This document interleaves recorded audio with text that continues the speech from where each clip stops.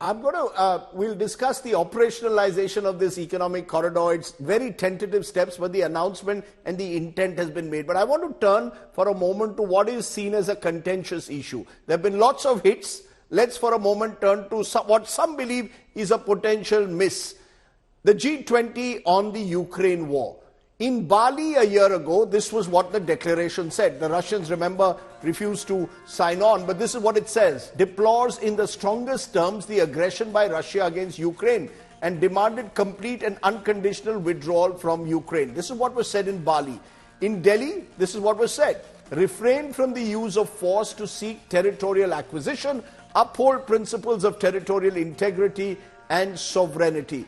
KC Singh, Ashok Kanta there seems to believe that the West in a way buckled down or at least agreed to climb down, did not specifically name Russia like they did in Bali. In India, it seems the aim was to get consensus, and in the interest of consensus, the Russian name was avoided. Do you believe that this declaration is sufficient enough to act as any kind of deterrent on the Russians? Well, whether you named them or you didn't name them, it's very clear that you have Russia in mind.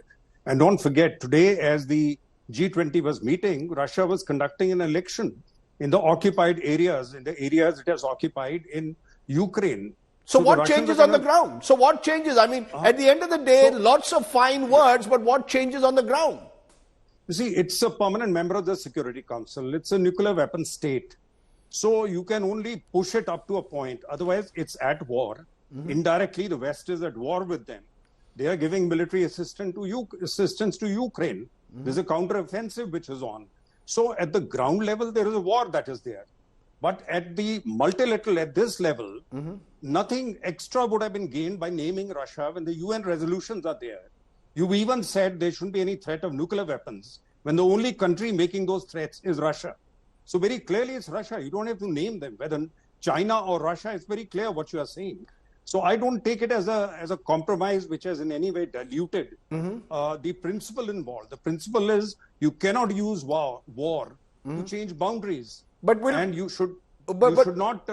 Right. But Ashok Kanta, do you agree with what KC Singh just said? That at the end of the day, the Russians have, it's very clear who you're referring to. You didn't need to specifically refer to Russia as you did in Bali. That caused a lot of discomfort, led to almost a breakdown of any kind of consensus. To that extent, India's effort was to evolve a consensus, and this is the furthest and the best we could do. Rajdeep, if you proceed from India's national position on the war in Ukraine, the formulation is perfectly fine. We have not condemned Russia specifically. We have mostly, abstained from UNGA votes on the subject. But if you look at it from perspective of Western countries, clearly, they watered down their position, I think, to accommodate us more than anyone else. They wanted G20 summit hosted by India to succeed. They wanted an outcome document to come out of this summit. So they went along with us, and we understand that. Russia and China would not have agreed to Bali template. They had made it very clear. So we had to work on a compromise text, and we managed to achieve that. To that extent, it's a victory for our diplomacy. Catherine Hadda, how will that be seen in the West? Will this be seen as Joe Biden, who faces presidential election and possible re-election next year? Till last year, very tough on Russia. Now, there seems to be some kind of willingness for the sake of a consensus document to compromise. Is that how it will be perceived in the West and Western capitals? Well, first of all, you have to separate the political argument from the opposition and the way most people will really see it. The opposition is always going to highlight, a perceived weakness in the administration. I would just point out a couple of things. One is last year, the language was very strong, but Russia is still in Ukraine. The war is still going on. The G20 is not really a political organization at its heart, and it's non-enforceable. So, how much energy, spiritually and otherwise, do you take up on an issue where you won't reach consensus?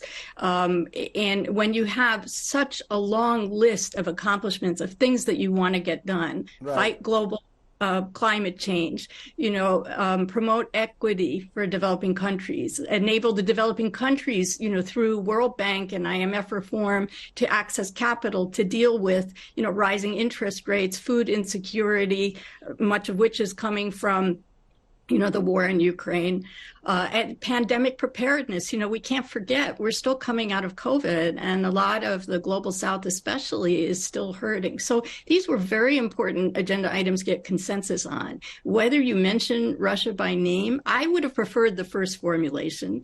But if it's a non-starter, isn't it better to condemn Russia not by name and get all these other things on the table that are so important to all of us? Let me for a moment just go to another guest who's joining us. I'll return to Joab Okanda is Pan-Africa Senior Advisor, Christian Aid. He joins us on a day which is historic in many ways for the African Union. Appreciate your joining us, Mr. Okanda. What does this day mean for, you believe, the countries of Africa, the fact that you are there now on this global high table as a member of the G20 or the likely G21? Thank you so much for having me. This is a win for Africa. It's a win for Africa's diplomacy. And it is a good step towards Africa becoming a dynamic force in the international system, as has been enshrined in its Agenda 2063. This is an outcome of about 7 years of diplomacy, and seeing this happen, Africa joining this unofficial but very powerful global decision-making body, it's very important. It's a very important moment for the continent. It's good to have a seat on the table, but we are yet to see how Africa is going to define the menu on that particular table going forward. Let's look at that menu for a moment. What is it that Africa, you believe, would like? How would it like to redefine the menu? India has talked about, and there are signs of that in this declaration of the Global South getting a greater voice on issues like debt restructuring, on issues like climate change. Do you believe Africa, post-COVID in particular, the biggest concern is financial reconstruction? Exactly. In the just concluded climate summit, it was very clear, and African leaders put forward a very bold statement saying how Africa has structurally been underrepresented in the global economic decision making. We believe this is a first step towards that. We saw the role that the G20 played in during COVID-19 with the debt service suspension initiative, which unfortunately didn't work well for the continent. Those that are being discussed now being part of the discussion, we believe Africa can steer that conversation, because we are the ones who are experiencing the debt crisis. We are the ones who are impacted most by the climate crisis, and we understand the solutions much better than the G20 as has been structured and how it's been making decisions. And do you believe that India's role in that sense will be appreciated by Africa? The fact that in a Delhi declaration, in Delhi, when the G20 summit is held under India's presidency, Africa is on the high table. We saw it in the body language between Prime Minister Modi and the African Union President. Will this be something that will shape, in a way, a new kind of alignment, a new respect, dare I say, for India as well, across the continent? For me, this is a proud moment for India. This historical decision being made in a global South country in itself is historic. And India, looking at the growing role that India is having on the continent, this is a win, not just for Africa, it's a win for India, and it's a win for the entire world. Mr. Okada, just a final question to you. If you were to prioritize, therefore, and the way forward, what is that one big thing that you would like to see by the time the next summit is held in Brazil?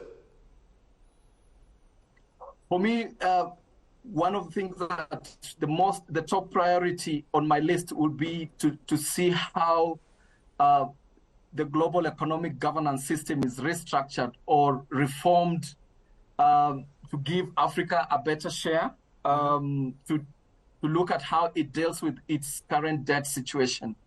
That is priority, because debt, and secondly climate, actually, which is driving debt itself being addressed is critical going forward. And looking at, the presidency of the G20 now, possibly G21, going to another global South country is an immense opportunity for global South countries who are now part of this body to come together and push what is priority to them. And number one is the climate crisis. Number two is the economic crisis that global South countries are facing, and particularly the debt situation. Mr. Okanda, I appreciate your joining us there, giving us a Africa perspective on what is an historic day in a way for the people of that country. Thank you very much.